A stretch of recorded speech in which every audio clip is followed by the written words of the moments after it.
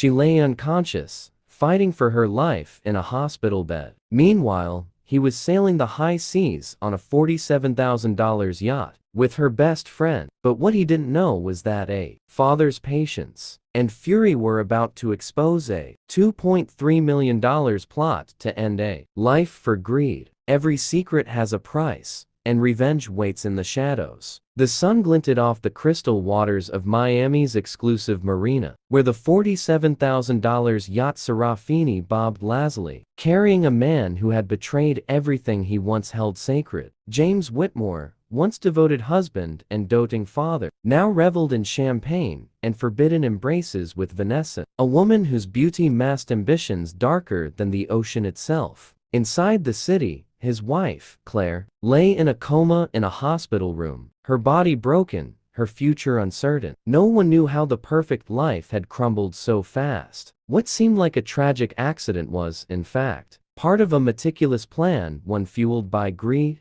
lust, and a staggering $2.3 million inheritance. James thought he had outsmarted everyone, but he had underestimated the Whitmore family's patriarch, Richard Whitmore, a man whose calm demeanor concealed the mind of a strategist, the patience of a saint, and the wrath of a storm. For weeks, Richard had watched. He pieced together the trail of deceit, the hidden payments, the staged incidents, and the subtle manipulations. And now, with every calculated move, he prepared to strike, not just to reveal the truth, but to dismantle the lives of those who dared to cross him. In this tale of betrayal, lust, greed, and revenge, no secret would remain buried, no lie would remain unpunished, and no heart would remain untouched by the cost of ambition. The sun rose over Miami like a promise, streaking the skyline with gold and amber, casting reflections on the calm waters of the marina. Along the pier, yachts bobbed gently, their polished hulls gleaming, a testament to wealth,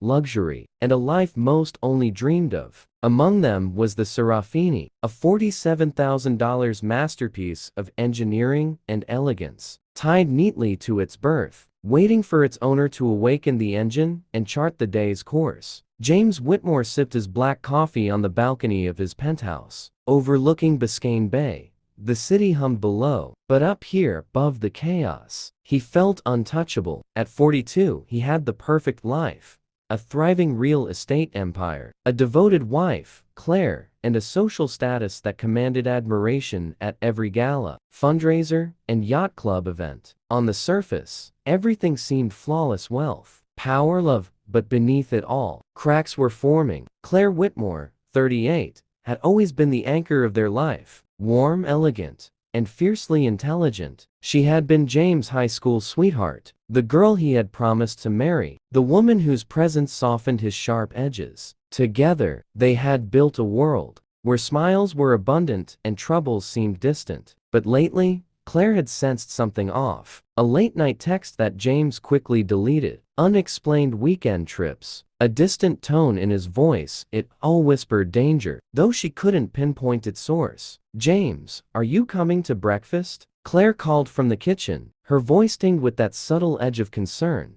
she reserved for small domestic anxieties. "I'll be down in a minute," James replied, his eyes still glued to the phone screen. He pretended to ignore. A small grin played on his lips, one that only appeared when he texted Vanessa, the woman whose allure had infiltrated his life like a virus. The messages were brief, coded, intimate. One glance at them would have shattered Claire's trust completely. Yet James had perfected the art of deception. Their home was a modern marble, glass walls that opened to the bay, minimalist decor, a gym that overlooked the ocean, and an infinity pool that seemed to spill into the horizon. Friends envied them, strangers admired them, and yet, behind closed doors, James' choices had begun to erode the foundation of the life he claimed to cherish. That morning, Claire had prepared their favorite breakfast: avocado toast, fresh strawberries, and a cappuccino with just the right amount of froth. She placed it on the marble counter, hoping to break through the fog of James' distraction. "You seem elsewhere," she ventured carefully, watching him as he scrolled his phone. "Is everything okay at work?" James looked up,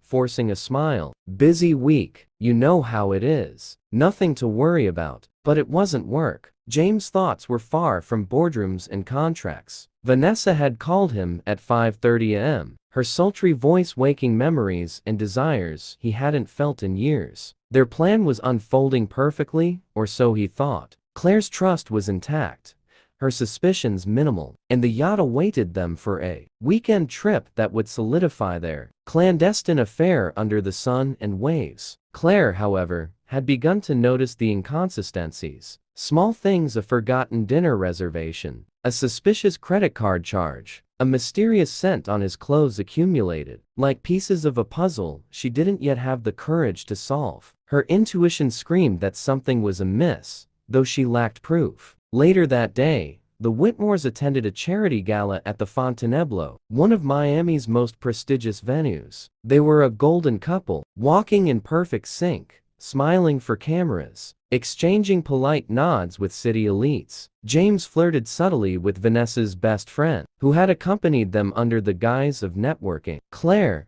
sensing an unspoken tension, kept a polite distance, but the unease settled in her chest like a stone. By nightfall, the city had transformed into a glittering spectacle of neon, laughter, and luxury. The marina reflected 1,000 lights, the yachts now glowing like floating palaces. James slipped away under the pretense of checking on the Serafini, his phone buzzing with Vanessa's impatient texts. He responded with precise timing, hiding his excitement behind the calm demeanor he had perfected over decades. Claire, left at the gala with polite chatter and insincere compliments, felt a growing emptiness. She couldn't shake the feeling that her life was about to pivot into unknown territory, that the foundation she had trusted for years was quietly crumbling beneath her feet. The next morning would bring the first disaster. Claire woke with a headache, a faint dizziness. She brushed it off, attributing it to fatigue and the late night. But by mid-morning, the symptoms intensified. Her vision blurred,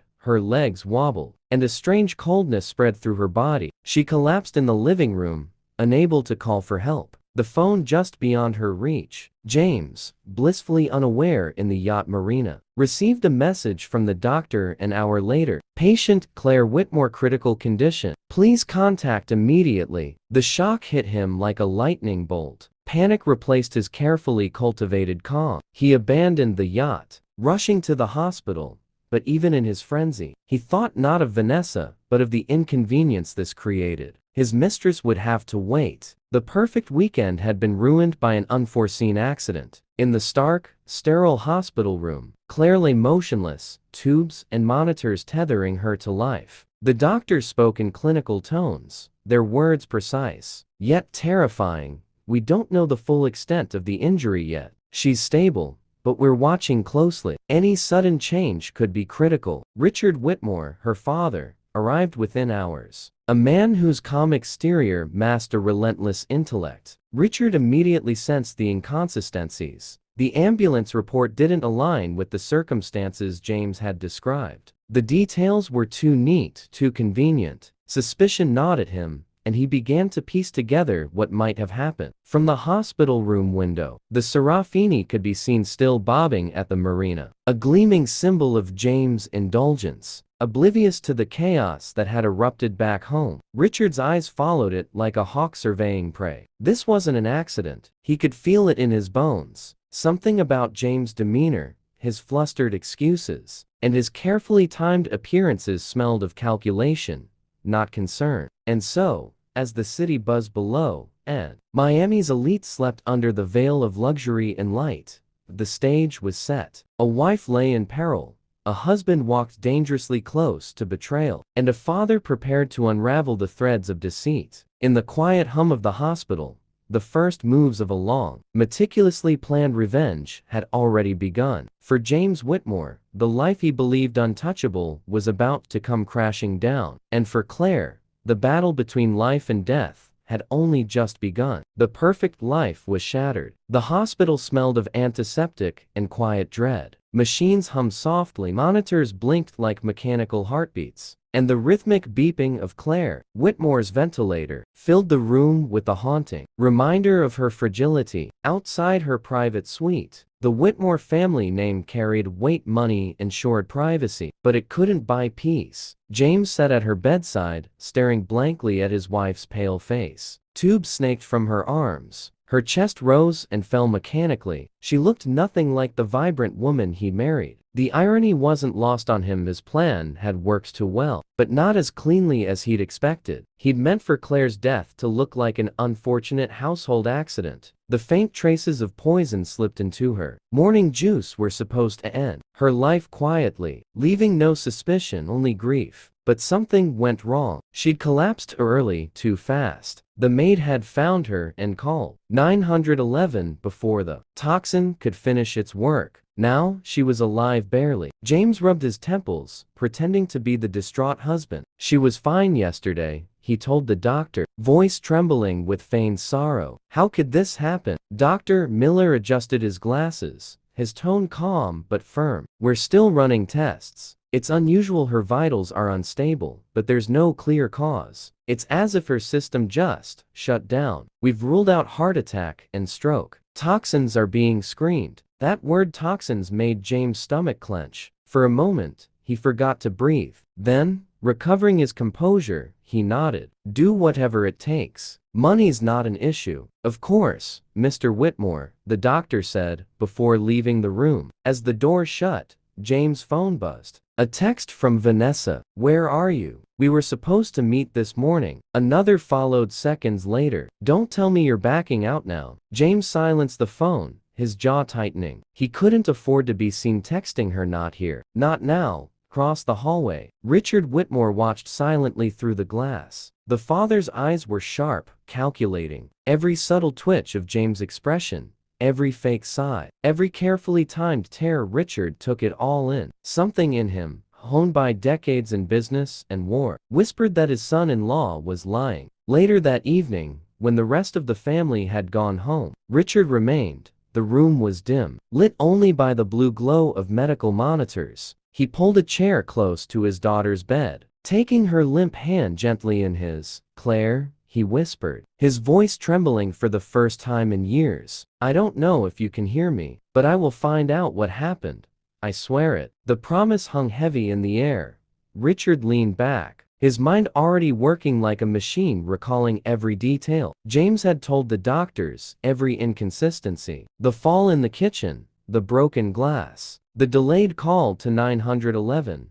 None of it fit. The hospital's test results arrived. Traces of a rare neurotoxin had been found in Claire's bloodstream, something derived from an exotic plant compound, nearly impossible to detect. It caused paralysis, respiratory failure, and coma. The doctor shared the results privately with Richard. This isn't something you find in over-the-counter medication, Dr. Miller explained, his expression grave. It's synthetic, expensive, and illegal. Whoever administered it knew exactly what they were doing. Richard's heart pounded. He nodded slowly. Do you have any idea how it got into her system? None, but we've reported it to the authorities. There'll be an investigation. That night, Richard didn't sleep. He sat in his study, staring at the family portraits on the wall. Claire, smiling beside James on their wedding day. James holding a champagne glass at their anniversary dinner. It was all a lie. He opened his laptop and began digging. Financial records, credit card statements, yacht maintenance logs, hotel bills. He hacked into what he could, used private investigators for what he couldn't.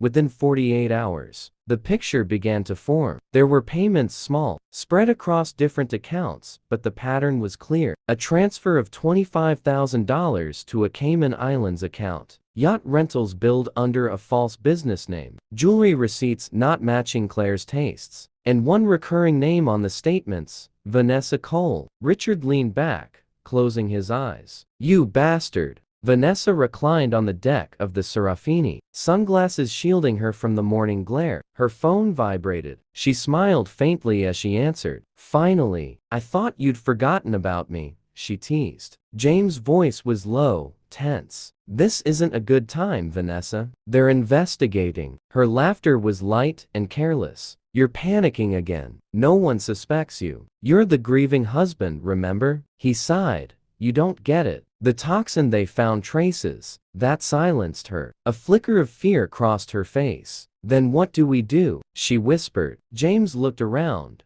lowering his voice. We stay quiet. No calls, no messages. I'll handle it. Just don't do anything stupid. Vanessa bit her lip. You promised me things would be clean. James, you said she'd be gone, and we'd be free. He didn't reply, because deep down, James was starting to realize something. Chilling, he wasn't in control anymore. By the fourth day, Richard had gathered enough evidence to confirm his suspicions. He traced the toxin to an experimental lab overseas, the same one that had supplied chemicals to one of James' corporate partners. The dots connected perfectly. Still, he needed proof solid enough to destroy James without tipping him off. So Richard did what any cunning father would do. He played the part of the concerned-in-law. He invited James to lunch at the Whitmore family estate. The sprawling mansion, perched on a hill overlooking the water, had always intimidated James. Its old-world grandeur, the silent staff, the photographs of military ancestors staring down from the walls. It reminded him that no matter how rich he became, he'd never truly belong to this family. James, Richard greeted, shaking his hand firmly. Thank you for coming. Of course, James said, forcing a smile. How's Claire? Stable, Richard replied evenly. They think she might wake up soon. That made James flinch ever so slightly. Richard noticed. They sat down for lunch, grilled salmon, wine, and polite conversation. But Richard's questions were surgical. You said Claire fell in the kitchen, correct? The maid mentioned she was upstairs before she collapsed. James hesitated. She must have gone downstairs. I don't remember exactly. And you said you were in the study? Yes.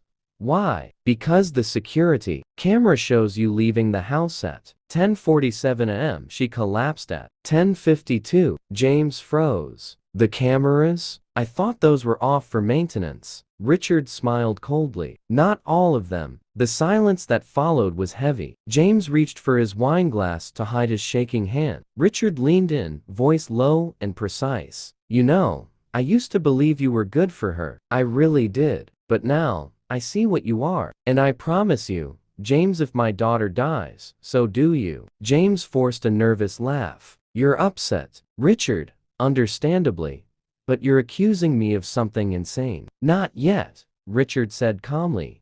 But soon. That night, James sat alone in the dark of his penthouse. The city lights glowed below, indifferent to his unraveling mind. His phone rang. Vanessa again. We have a problem, she said immediately. One of your wife's friends called me. She said the father hired a private investigator. They're digging into everything. James' pulse quickened. Then leave Miami. Tonight, go to the Bahamas, stay low. What about you? I'll handle it. But he couldn't, because every lie he told was now a thread Richard was pulling apart, piece by piece. Hours later, as dawn broke, Richard stood at his daughter's bedside again. He spoke softly, his voice filled with a mix of love and rage. They think you're gone, Claire. They think they've won. But they don't know me. They don't know you. Then, as if the universe acknowledged his words, Claire's eyelids fluttered. Just a fraction, but enough for Richard to see it. The monitors beeped faster. The doctor rushed in, checking vitals. She's responding to stimuli, he said. It's a good sign. Richard felt tears sting his eyes. For the first time in days,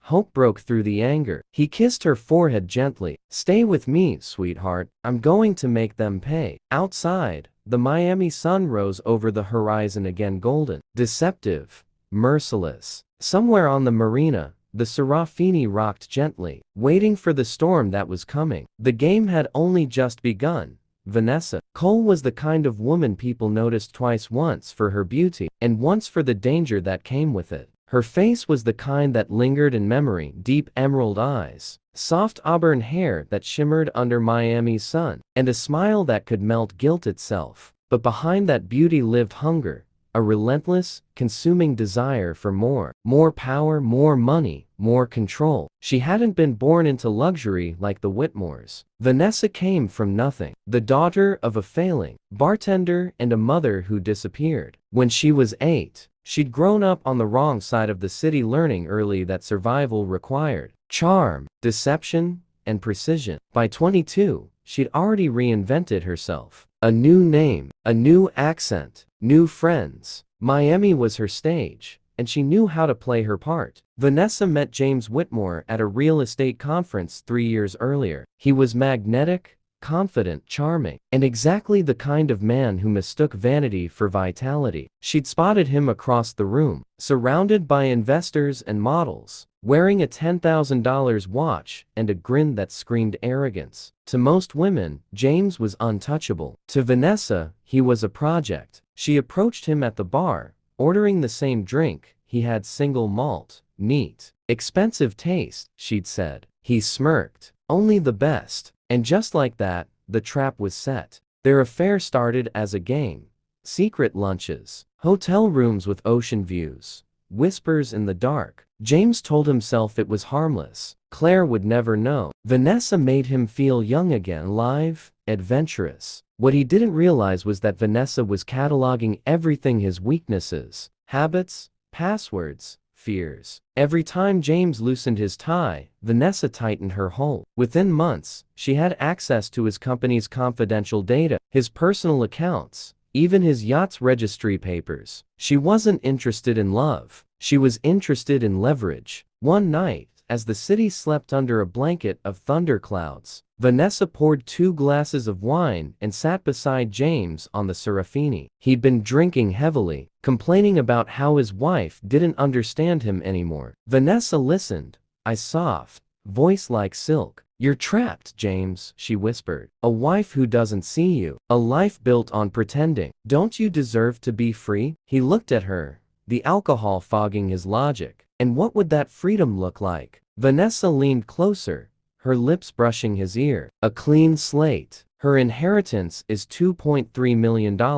If something happened to her, it wouldn't just free you, it would make you powerful." James pulled back, startled. "You're joking." "Am I?" she said, smiling faintly. "You've said it yourself. She's miserable. You're miserable. She's sick half the time, depressed, fragile. It would almost look merciful." He stared at her, silent. The sound of rain on the yacht's deck filled the gap between morality and temptation. She poured him more wine. Within an hour, the idea had taken root, not as a murder plot, not yet, but as a what if whispered in the dark. Vanessa knew how men like James worked. Plant the seed, water it with flattery, and let greed do the rest. Weeks passed. James tried to ignore the thought, but Vanessa kept it alive, in subtle ways. "You'd be free, James. You could finally sell the house. Imagine what we could do with that money." Finally, one night, he said it out loud. "How?" Vanessa didn't flinch. She already had an answer. A friend of hers, a chemist from her college days, could procure a substance. Something indetectable, fast-acting, and clean. A neurotoxin that could mimic cardiac arrest. "She'd just go to sleep," Vanessa said. "No pain, no trace." James stared at her, horrified, yet intrigued. "This isn't a movie, Vanessa. We can't just." "Do you trust me?" she interrupted, eyes locked on his. He hesitated. That was enough. Over the next month, Vanessa orchestrated everything. The chemist was paid $25,000. The toxin was shipped in a cosmetic vial, disguised as imported perfume. Vanessa delivered it to James in a small velvet pouch. "You only need a few drops," she said. "In her drink. Wait 30 minutes. That's it." James' hands trembled as he took it. He didn't sleep that night, but by morning, fear had turned to resolve and resolve to greed. What James didn't know was that Vanessa had her own plan, a contingency. She never intended to share the $2.3 million. While James believed he was the mastermind, Vanessa was already transferring ownership of the Serafini to a shell company under her control. She'd forged his digital signature, rerouted his offshore accounts, and even recorded their private conversations. Insurance in case he ever betrayed her. The moment Claire died, Vanessa planned to vanish. New name, new passport, new life in Monaco. James would be left to face the fallout. Everything was perfect, until Claire didn't die the morning of the poisoning. Vanessa had watched from her apartment window as the ambulance sirens wailed through the city. She smiled, assuming it was done. But when she didn't hear from James for hours, unease crept in. By nightfall, his voice on the phone was broken, panicked. "She's in a coma. The doctor said they found something." "What do you mean something?" she snapped. "Toxin. They're testing. It's not supposed to happen like this." Vanessa's blood ran cold. "You idiot. How much did you use?" "I don't know. You said." "I said drops, not a damn tablespoon," she hissed. "You've ruined everything." That night, she threw the phone across the room, the screen shattering against the wall. She'd built her empire of lies on precision, and now, everything was crumbling because James Whitmore couldn't follow instructions. Still, Vanessa wasn't the kind of woman who panicked. She adapted. If Claire lived, Vanessa would pivot. She would shift blame, maybe even manipulate James into finishing what he started. 3 days later, Vanessa spotted a familiar face in the hospital lobby. Richard Whitmore. He was speaking to detectives, calm but intense, his presence commanding. For the first time, Vanessa felt genuine fear. She knew that look, the quiet calculation, the restrained fury. He wasn't grieving, he was hunting. That night, she called James. "You didn't tell me her father's ex-military," she hissed. So he's dangerous, James. He's not buying your act. You need to distance yourself. Sell the yacht. Get rid of everything." But James was unraveling. "You don't understand, Vanessa. He knows." He looked at me like he could see inside my head. "Then play the victim," Vanessa snapped. "Cry. Pretend you're broken. Do whatever you have to." She ended the call and stared at her reflection in the window. For the first time in years, her confidence cracked. Richard Whitmore wasn't just another grieving father. He was something far worse. A man with patience and power. And patience was more dangerous than rage. Vanessa poured herself a drink, her mind racing. She opened her safe. Inside were flash drives, passports, a gun, and a single voice recorder. On it were hours of her and James' secret conversations, plans, confessions, arguments, proof. She played one. "James, if this works, no one will ever know. We'll be free. Vanessa, they'll think it's natural." Just like that, a peaceful death. "James, to freedom." Clink of glasses. She smiled bitterly. "To freedom," she whispered. That recorder was her ticket out, or her weapon, depending on how things played out. For now, she waited, watched the news, monitored every mention of the Whitmores. If Richard made a move, she'd know. By the end of the week, the city began to buzz. The media caught wind of the mystery illness of the prominent socialite, Claire Whitmore. The family's PR team issued statements, painting James as the devoted husband at her side day and night. But Richard stayed silent. No interviews, no comments. Vanessa felt the tension in the air like static before lightning. She decided to act first. One evening, she appeared at the hospital, under the guise of being a friend of Claire's, dressed in a sleek black coat, sunglasses masking her face. She moved through the halls like a shadow. When she reached the ICU door, a nurse stopped her. "Visiting hours are over, ma'am." "I won't be long," she said, slipping a $100 bill into the nurse's hand. The nurse hesitated, then walked away. Inside, Claire lay still, fragile but breathing. The machines hummed steadily. Vanessa stood over her, expression unreadable. "You were never supposed to wake up," she whispered. "You don't belong in this story anymore." But as she turned to leave, she froze. Richard Whitmore was standing in the doorway. Their eyes met his, burning with quiet fury, hers, wide with shock. "Vanessa Cole," he said softly. "I was wondering when you'd show up." For the first time, Vanessa couldn't find words. Richard took a slow step forward. "Funny thing about predators," he murmured. "They always circle back to admire their work." She backed away, pulse racing. "You don't know what you're talking about." "Oh, I think I do," he said, closing the distance between them. "And soon, so will everyone else." He didn't raise his voice. He didn't need to. The quiet certainty in his tone was more terrifying than any threat. Vanessa turned and fled, heels clicking against the tile, heart hammering in her chest. As the hospital doors closed behind her, Richard turned back toward his daughter, whispering, "They're coming undone, Claire, just like I planned." Outside, thunder rolled over Miami's skyline. The storm had officially begun. Richard Whitmore had always believed that the greatest strength of a man was not his wealth, nor his influence, but his instinct. And right now, his instinct screamed one thing. Something was terribly wrong. He stood outside the hospital room, hands clasped behind his back, watching through the glass as machines breathed for his daughter. Tubes ran from her body, the soft rhythm of the heart monitor echoing in his ears like a cruel lullaby. Claire's chest rose and fell, but she was far away,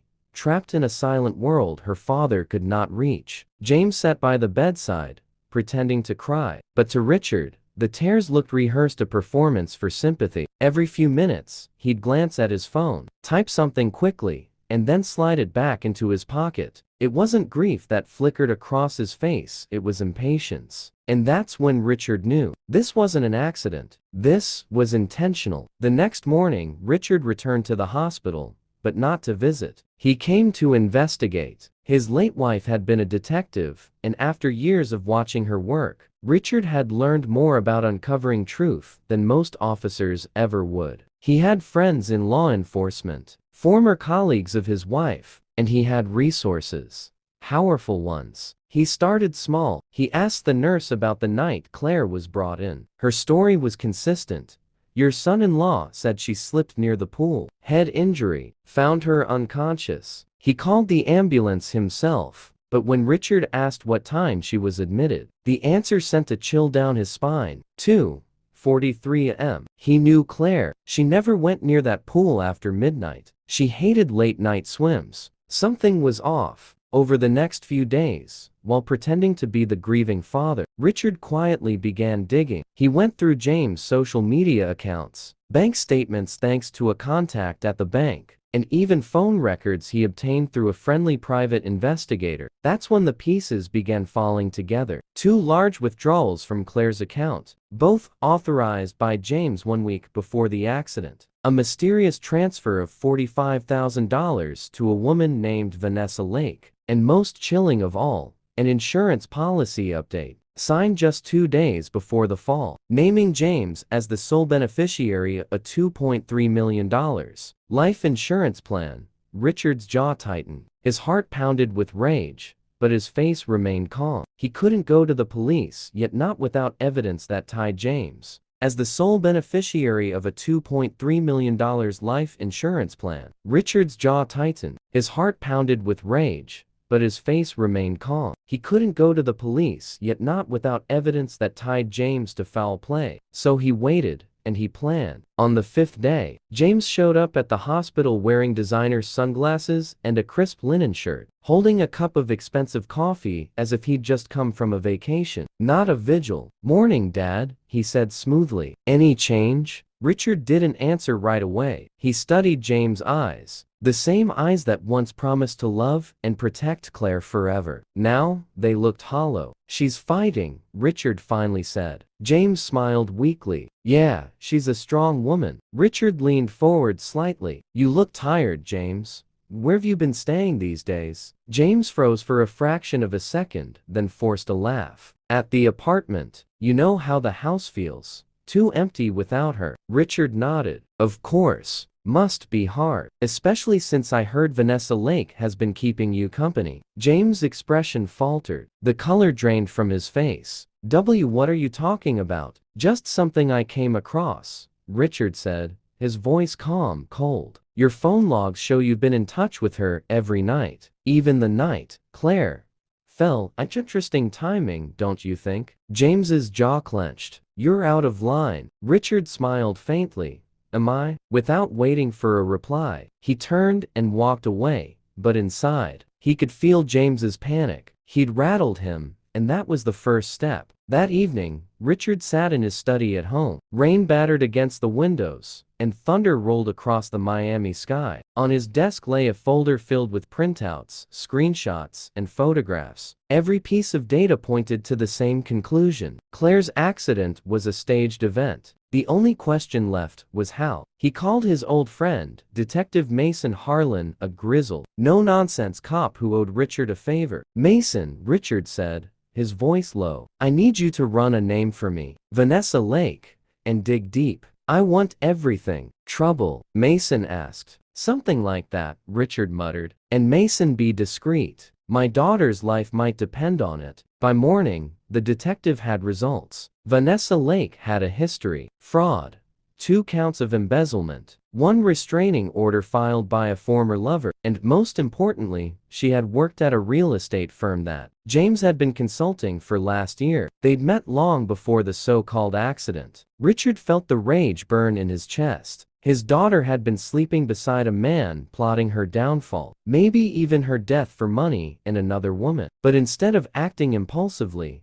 Richard smiled grimly. He would play the long game. If James and Vanessa wanted to play dirty, he'd make them drown in their own lies. 3 days later, he followed James. He parked across from the marina and watched, through his binoculars, as James stepped onto his yacht. Serafini laughing, holding hands with none other than Vanessa. They weren't even hiding it anymore. Richard took photos, clear, incriminating ones. Then, as the yacht drifted away, he recorded the time, direction, and coordinates. Every secret was being documented. Every lie was being exposed. That night, he sent the photos anonymously to a small local journalist named Karen Ross, someone hungry for scandal, but careful enough not to reveal her sources. The media coverage would be slow, subtle, and devastating when it hit. But Richard wasn't done yet. He hired a cyber investigator to plant a GPS tracker under the yacht's navigation console. Every trip,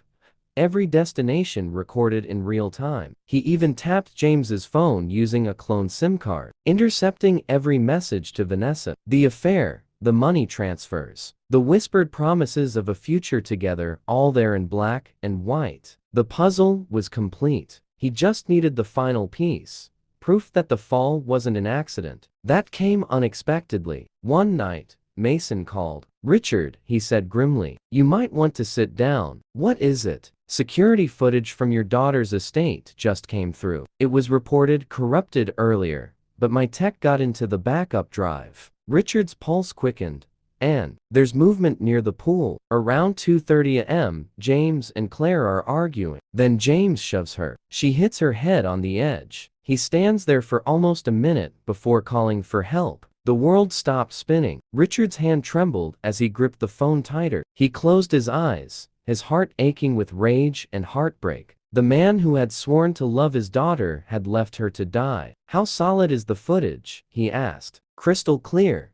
Time-stamped. No doubt about it." Richard's eyes hardened. "Good. Keep it quiet for now." That night, Richard sat beside his daughter's hospital bed. He held her hand gently, tears glistening in his eyes. "Claire," he whispered, "I promise you, they'll pay for this. Every last one of them." He placed a soft kiss on her forehead, then stood up, pulling out his phone. A single message to Mason: "Phase 2 begins tomorrow." The father's patience was over. It was time for revenge. The morning light spilled into Richard Whitmore's study like a slow-burning fire, casting long shadows across the documents scattered on his desk. He hadn't slept in 2 days. His mind was consumed by one thing: the truth. Claire's accident wasn't just a crime of passion, it was premeditated. And now, with the security footage and phone intercepts, Richard was beginning to see the full picture, a web of greed so tangled that even he struggled to believe his son-in-law was capable of it. He poured himself a cup of black coffee, opened his laptop, and replayed the video again. There was James pacing near the pool,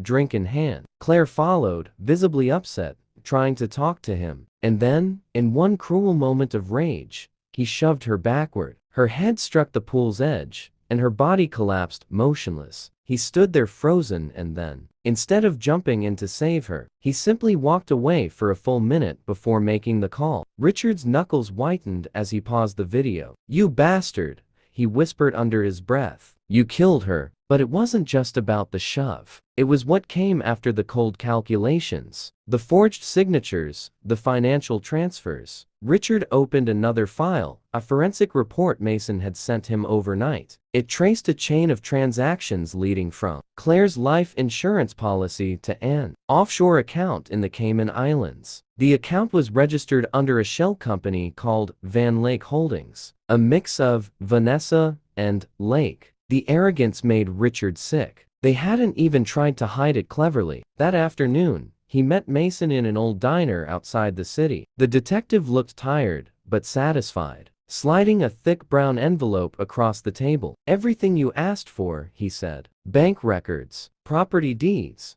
phone data, and one very interesting voice recording." Richard opened the envelope. "Recording?" Mason grinned grimly. "Seems your boy got careless." A call between him and Vanessa 2 days after the incident. They didn't realize the FBI monitors all financial transfers over 10,000 from offshore banks. The call got flagged in the system. He pulled out a small audio device and hit play. James's voice came first, low and tense. "We just need to wait, all right? Once the doctor declares no brain activity, we file the claim. 2.3 million. Half goes to the account.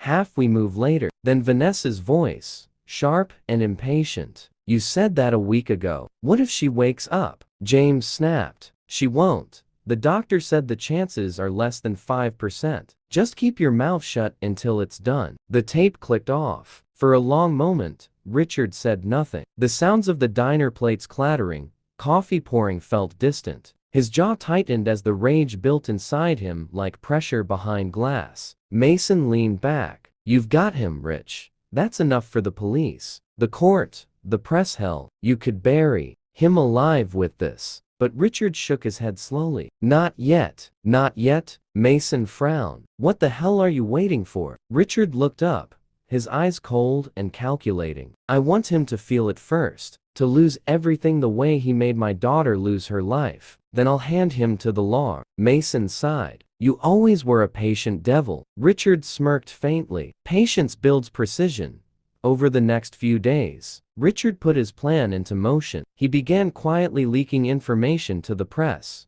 Not about the crime, not yet, but about James's business. Fake documents suggesting James had been involved in tax evasion and property fraud began circulating among investors. Within a week, 3 of his biggest clients pulled out of joint ventures, costing him millions. Vanessa's company, where she'd recently been promoted, received anonymous tips about her falsified credentials. Within days, she was suspended pending investigation. The empire they built on lies began to crumble, slowly, methodically, painfully. But Richard wasn't satisfied. He wanted them to turn on each other. 2 weeks later, he set up the perfect trap. He created an encrypted email account under the alias "See Witness." From there, he sent Vanessa a message. "I know what you and James did to Claire. I have proof including footage and financials. Pay me $100,000 within 72 hours, or the police get everything." Attached was a blurred still image from the pool footage, just enough to terrify her. Within an hour, Vanessa panicked. She called James 16 times before he answered. "Someone knows," she screamed. "They sent me a photo from the pool, James. They know." "Calm down," he snapped. "Who sent it?" "I don't know. Some See Witness email. I told you we should have erased everything." James exhaled sharply. "Okay, listen to me. Don't reply. Don't pay anything. It's probably a bluff." But paranoia had already taken root. Vanessa didn't trust him anymore. She began secretly recording their calls, her survival instinct stronger than loyalty. Exactly as Richard hoped. Days turned into weeks. James's world continued to collapse. His bank accounts were frozen due to regulatory audits. His yacht, Serafini, was seized temporarily over a tax investigation. The media began circling. Reporters whispered about marital scandals and financial impropriety. Everywhere he went, doors were closing. Meanwhile, Richard watched quietly from the shadows. Every morning, he'd visit Claire, reading the newspaper beside her bed, whispering updates. "They're falling apart, honey," he murmured one day. "Piece by piece. Just hold on a little longer." And then, one miraculous morning, flicker of movement. Claire's fingers twitched. The nurse gasped, calling for the doctor. Richard's heart soared as he rushed to her side. Her eyes fluttered open for just a second, her lips parting weakly. "Dad," she whispered, voice dry and faint. Then she slipped back into sleep. But that single word, "Dad," was enough. She was still there. She was fighting. And now, Richard had a new reason to finish what he started. The following week, Vanessa broke first. Unable to sleep, paranoid that the witness would expose her, she began drinking heavily. One night, she showed up at James's penthouse, eyes wild. "I can't do this anymore, James. Someone's watching me. What if they go to the cops?" James, who had been drowning in his own crises, snapped. "You think you can just walk away now? After everything we did? You're in this as deep as I am." "No," she hissed. "You pushed her." "I never touched her." Richard, watching from a van parked down the street with Mason, smiled faintly as the recording device picked up every word. He had planted a tiny bug inside Vanessa's purse through a contact at her salon days earlier. Now, he had the final piece. A confession. The next day, Richard prepared the final strike. He compiled everything: video footage, financial records, call logs, bank transactions, and the bug recording into a digital dossier labeled simply, "Justice for Claire." He printed copies, sent one to Detective Mason, one to the state prosecutor, and one to the local press. But he didn't stop there. He wanted James to see it before the world did. So he arranged a meeting. It was sunset when James walked into his private marina, still furious, trying to salvage the wreckage of his business. His yacht, Serafini, had just been released back to him. He was preparing to leave Miami for good. As he stepped aboard, he froze. Richard Whitmore was already there, standing by the deck rail, watching the crimson sun melt into the sea. "Evening, James," Richard said calmly. James's face twisted in anger. "What the hell are you doing here?" "I thought we should have a talk," Richard said softly. "One last father-to-son conversation." James laughed bitterly. "You've lost it, old man." Richard held up a small USB drive. "This contains everything. The footage, the accounts, the recordings. Your calls with Vanessa, your plans for the money, your voice saying, 'She won't wake up.'" James's smirk vanished. "I'm giving you a choice," Richard said. "Turn yourself in. Confess, or I release this to every news outlet and prosecutor in Florida. Either way, your life is over. But one way, at least, you can still call yourself human." James's hands shook. "You don't have proof." Richard smiled faintly. "I am the proof." He dropped the USB drive on the table and began walking away. But before he left the deck, he turned and said quietly, "I told Claire I'd protect her. I may have been late, but I always keep my promises." Then he walked off into the twilight, leaving James alone on the yacht, trembling, surrounded by the weight of his own destruction. That night, the Miami Times ran the story: "Real estate mogul under investigation for attempted murder of wife. $2.3 million insurance fraud uncovered." By morning, James's face was everywhere. Vanessa vanished, last seen leaving Miami International Airport under an alias. The police arrived at James's penthouse by noon, and Richard, he sat beside Claire once more, holding her hand, whispering gently, "It's done, sweetheart. Justice has begun." Rain, a city that smells like iron and old regrets. Neon blurs the pavement into a wet watercolor. James Carter moves like a man running out of time. He stands by the window for a long breath. A duffel on the bed, passport folded into the lining. His apartment is small, one sad plant, a stack of unpaid bills, a photo of a younger James smiling with a woman he used to love. The radiator hisses. The clock on the stove clicks to midnight, and the sound feels like a verdict. He checks the phone. No missed calls. No warnings. Silence is worse than noise. He zips the duffel and slings it over his shoulder. The door clicks shut. He pads down the staircase, careful, shadow among shadows. Rain greets him like an old enemy, cool and absolving. He pulls the hoodie up and melts into the empty city. The first few blocks are routine, littered storefronts, an occasional drunk under a flickering lamp. James moves with practiced caution, head down, eyes sweeping. He thinks of safe routes and dead ends, and the small choices that keep you alive. Think of the way his life unraveled so quickly.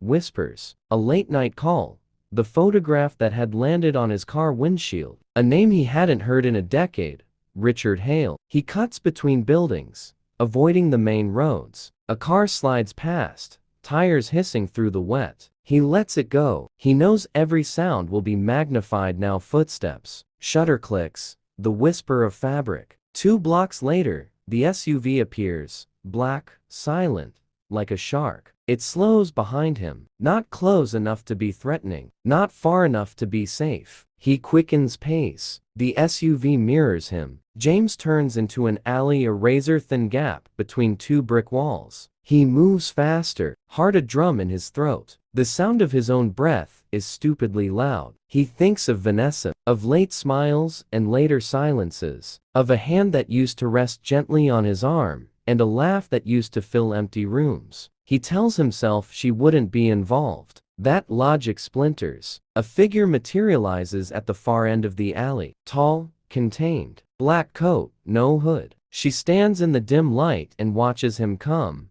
hands in pockets, as if he is an insect and she is the light that draws it. Vanessa. His voice sounds like a child's. She tilts her head, eyes reflecting streetlight. The rain glances off her hair. Her smile is a sharpened thing. You should have left sooner. She speaks as if reciting something. Rehearsed, smooth, clinical. His jaw drops. You why? She steps forward, never breaking the smile. Not why, James. Who for? She pronounces it like a final syllable. Richard asked me to make sure you left in one piece. She lets the words hang. A web baited with cruelty. 100 responses surge and die inside him. Anger, betrayal, dull numbing disbelief. He lunges for questions, but the pavement moves under him like a trap. He takes a step back and the world narrows to her face. Rain, and the sound of his blood. Richard? He asks, though he already knows. Richard. Her smile becomes a ledger, calculating, cold. He believes in clean resolutions. He pushes past her, sprinting out of the alley toward the main road. The SUV is closer now. The driver's side window gives up a shadow. James hears the swing of a door.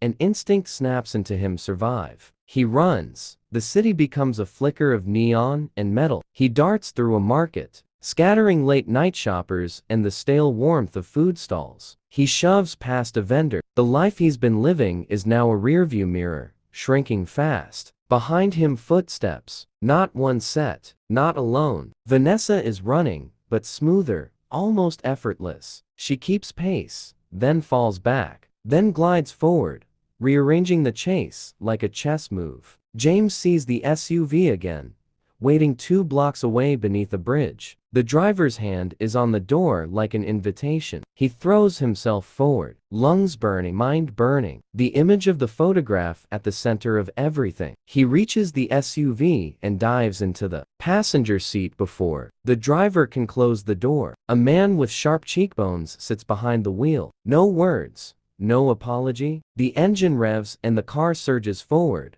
tires spitting water. He catches a glimpse of Vanessa in the periphery as they peel away, standing under the street lamp, hood drenched, expression impassive. She lifts a hand and dabs at her lip as if adjusting lipstick. The gesture is absurdly domestic. James' stomach drops. Inside the car, the driver finally speaks. No windows. He nods to a man in the back who straps James' wrists with gloves designed not to injure, but to restrain. It's not violent. It's methodical. The SUV becomes a cage on wheels. James slams the heels of his hands against the leather, rage boiling. He didn't come here to be kidnapped. He came to run. You think this is necessary? James says, through teeth clenched. He's never felt so small. The man behind him, hard, short hair, face without history, leans forward. We're protecting you. The phrase is banal and filthy. Jamie scoffs at the lie. The car speeds through the city's arteries toward a destination that looks neither like a safe house nor like mercy. It is efficient. It is cold. At a hilltop estate,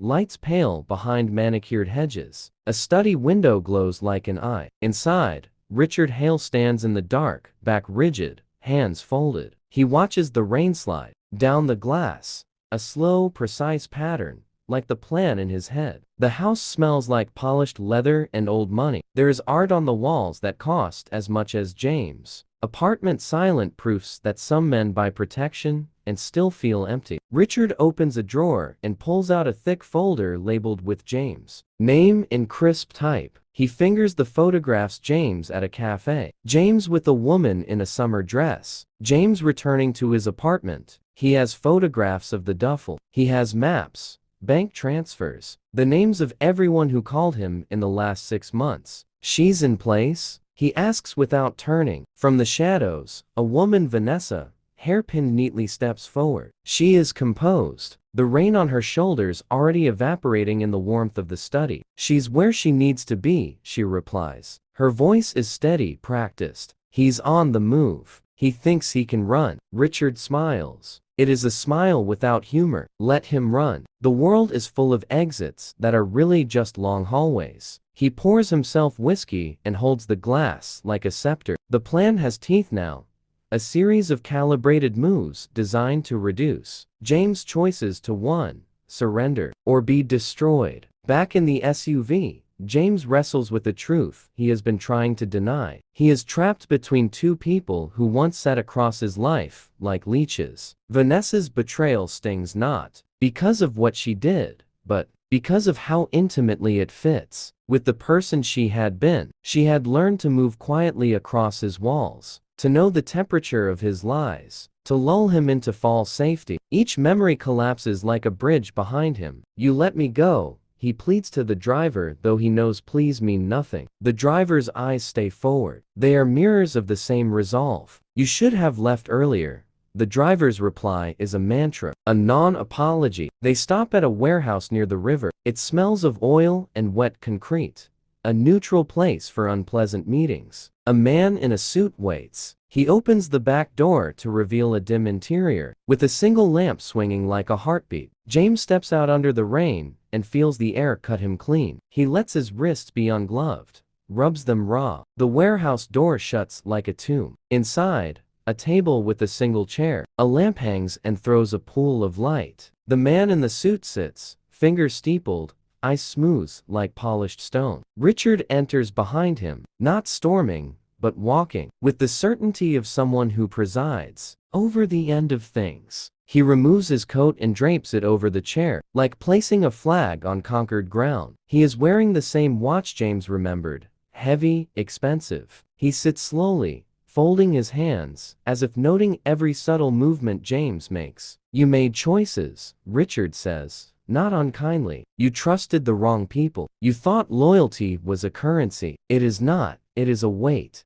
James laughs, and it is a brittle, dangerous sound. You think you can scare me into running? You think you can break me with a few photos and a woman who sold me for a favor? Richard's lips barely twitch. I didn't buy Vanessa, Mr. Carter. I recruited her. There's a difference. People like her don't belong to anyone. They belong to the highest bidder. Don't. James stops. He remembers now the whisper in Vanessa's voice months ago. A hint at a life rejoin. He remembers the way she'd slip his hand into hers at the grocery store. The way she'd laugh at his bad jokes and then, later, check messages with a practiced, guarded flicker. He remembers the photograph, taped to his steering wheel, one he'd torn in half and left trembling, on his kitchen counter, and the phone call that made every night feel like a trap. You don't have to do this, James says. He tries bargaining, flinging words like rope over a canyon. You don't have to crush me for revenge. Richard's gaze is a thermometer that reads too high. It isn't just revenge. It is retribution. There is a difference. From the doorway, Vanessa watches like a judge who has rehearsed this judgment 1,000 times. Her expression refuses to break. There is no triumph on her face. Instead, there is a neat, satisfied efficiency. She made a choice, and choices now have consequences. James's mind scrambles for options. There are none. He had thought running would give him distance enough to breathe. Distance becomes a map of corners where people like Richard plant their traps. He had underestimated how thoroughly the net had been woven. Richard taps the folder on the table. Photographs spill like small accusations. James recognizes the coffee stain on one corner of a shot taken in his favorite cafe. He notices playground snapshots annotated with times and dates. He sees a bank transfer flagged in red. Each detail hair triggers the future to snap shut. You've been playing at being safe, Richard says softly. I've been playing at being patient. Now, I stop playing. Outside, rain pounds the roof in a rhythm that matches the hammer in James' chest. It is an old sound now, part of the night. Richard stands and moves to where Vanessa is waiting near the doorway. Start, he says. Vanessa nods once. She steps forward and looks down at James, an oddly domestic pity in her eyes. This look is worse than any blow. There is a coldness that says she has measured the thing and found it wanting. You could have left, she says. You should have left. James stares at her. Whatever love had existed between them fractures and shatters. He wants to reach for it like a drowning man reaching for a branch. But the branch is a lie. She is the current now pulling him under. Vanessa kneels and picks up one photograph, his hand reaching for a child at a park. Smiling with a reverence that feels rehearsed, she folds it and tucks it into the folder Richard had placed on the table. Small, precise, efficient. Richard watches as the map of James' life is edited into a neat dossier. For him, this is not about spectacle. It is about correction. 3 months ago, James had made a choice that ricocheted into Richard's life, an old slight. A humiliation that had gnawed at him. Richard does not do chaos. He does balance. He repays in the same currency, life. You'll be allowed one thing, Richard says, his voice now soft as a blade. Explain, not to me, to yourself. Understand where you failed. Then leave. James' laugh breaks into ragged sobs. He thinks of the times he'd promised better. He thinks of the years of a quiet life that were stolen in transactions he barely remembered. He thinks of the little kindnesses that had been used against him. There's rage, and then a stunned, helpless acceptance. You won't, James begins. You will not be harmed tonight, Richard says. But the world is full of people who are less patient than I am. Consider this a mercy. Vanessa stands. She is not cruel. Cruelty is for the weak. What she delivers is finality, the kind of end that is surgical and clean. She reaches into her coat and produces a small, black envelope. She slides it across the table. This will get you to a city where you can disappear, she says. Use it wisely, or not. The choice is yours. James stares at the envelope. It is the color of every goodbye he ever swallowed. He reaches for it, and his fingers tremble. You could have saved me, he whispers. You were the one. You were the safe. She meets his gaze, and something flits across her face. Regret? Habit? No, too human. I was always an agent of my own life, she replies. You were a consequence I never intended to. Fascia stands slowly, the room tilting. Richard watches him with an expression that could be a benediction or a sentence. The rain outside eases to a steady hush, like applause after a long, complicated show. James takes the envelope, crumples it in his fist, and for a moment, only a moment, he hopes. Hope is a dangerous contraband. He leaves the warehouse under the watchful eyes of men who will ensure he leaves nothing behind but a memory polished and laid to rest. The car moves away, and the city opens up with 1,000 possible futures. Richard stands at the warehouse doorway and watches until the taillights bleed into the night. He does not celebrate. He simply notes the balance restored.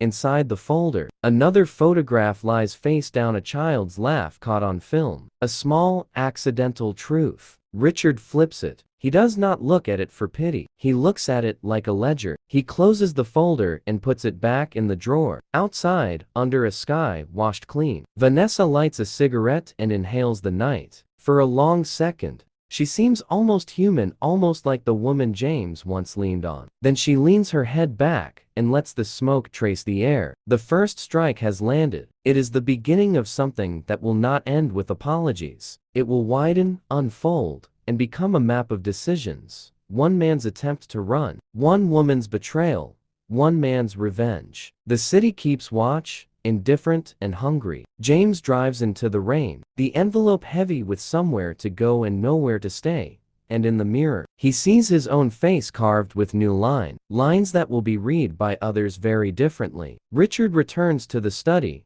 closes the blinds, and pours himself another glass. Outside, the rain resumes its rhythm, and the night hums with the knowledge that a game has moved from theory to action. The first strike has been struck. The echo will last, Rain falls in soft sheets over the city as James Carter sits alone in a small apartment. Maps, photographs, and burner phones are scattered around him. His team Marina, Omar, Jess have gone out to execute the final moves. Every minute is a heartbeat, and every heartbeat feels like a countdown. James stares at the envelope Vanessa gave him months ago. It feels like a relic from a life that no longer exists. He opens it one last time, pulls out the passport and travel papers, and burns them in the kitchen stove. The smoke curls in the air like memory. No more running, no more hiding. Time to finish this, James whispers. He gathers dossiers on Richard, noting his vulnerabilities, routines, and connections. Each piece of intel is a thread. Pull the threads carefully, and the whole tapestry of Richard's control begins to unravel. Vanessa watches the city from her penthouse balcony. Cigarette smoke drifts upward, mingling with the night fog. Her life has been one of precision, control, and ruthless calculation. But tonight, she is haunted by James' persistence, his refusal to break. A message buzzes on her phone. It's over. Are you with him or him? Vanessa stares at the screen. She realizes she is no longer just an instrument of Richard's plans. She has a choice. Her loyalty, her love, her betrayal. It all comes down to one decision. She tosses the cigarette into the night. The ember glows, then dies. She picks up her coat and leaves the penthouse, walking into the shadows, a decision made silently but firmly. Richard sits in his study, glass of whiskey in hand, reviewing reports. He believes everything is under control. Every move James could make has been anticipated. Every ally James might recruit has been accounted for. But then a note arrives. He's moved. Your ledger is incomplete. Richard's eyes narrow. For the first time, a flicker of unease crosses his face. He knows James is clever, but he still underestimates the depth of his resolve. James and his team arrive at the warehouse, where Richard keeps his most sensitive operations. Lights are low, security cameras monitor every corner, and the air smells of oil and ambition. James signals to Marina. She disables the cameras. Omar handles the guards silently. Jess hacks the internal network, locking doors remotely and feeding false movement signals. Every step James takes is deliberate, measured. Every second is a dance with fate. He reaches the inner office, where Richard sits, expecting him, perfectly composed. Richard looks up, calm as ever, but there's a tension in his jaw that betrays him. James steps forward, holding a folder with evidence of Richard's illegal operations, bank accounts, and all the manipulations he has used to control people for decades. Vanessa appears behind him, her presence silent but powerful. Richard's eyes flick between them, realization dawning too late. You think you can end this? Richard asks, voice steady, but his calm is cracking. James opens the folder. It's already over. Every move you made, every person you thought you controlled, they're exposed. The law, the media, the world. Your ledger is public now. Vanessa steps beside James. You underestimated him, she says softly, finally siding with the man she once betrayed. And now you're alone. Richard rises slowly, trying to maintain dominance, but his empire crumbles in moments. He sees the security footage cut, the network compromised, the evidence compiled and ready to be sent. Panic flickers across his face, a rare and human expression. James advances calmly. It's not about fear, it's about balance. You took everything from me. Now, take this justice. Richard lunges, but Omar intercepts him, pinning him down without a blow to the head. Jess hits a button, sending all Richard's secrets to authorities and news outlets. Marina ensures every exit is monitored. Richard is trapped in the empire he built, now completely dismantled. James stands over him. You wanted control. You thought no one could touch you. Look at yourself now. Alone. Richard's gaze flickers to Vanessa, silently questioning. She meets his eyes, unwavering. I chose the right side this time, she says. Silence fills the room. Rain beats against the warehouse roof like a drum, echoing the finality of what has just happened. James exhales, a mix of exhaustion and relief washing over him. For the first time in months, he feels free, not just from Richard's control, but from the fear and betrayal that has haunted him. Outside, the city hums indifferently. Justice has been served not with violence, but with strategy, patience, and courage. Vanessa walks beside James as they leave the warehouse together. There is no grand celebration, no applause, just the quiet satisfaction of a war won and the knowledge that new lives can begin. Richard is left in the office, the empire he built crumbling around him. The files, the evidence, and the exposure ensure that every ally he thought loyal will turn, every asset will dissolve, and every plan he crafted with precision will become his undoing. James and Vanessa walk into the night, side by side, knowing that the storm has passed and that together, they have survived what seemed impossible. The first strike that started it all has been avenged. The retribution has been completed. The city watches, silent and eternal, as the story of betrayal, revenge, and redemption ends not with death, but with the power reclaimed, the balance restored, and the knowledge that even the strongest can be undone by cunning, courage, and the unwavering will to survive. The end.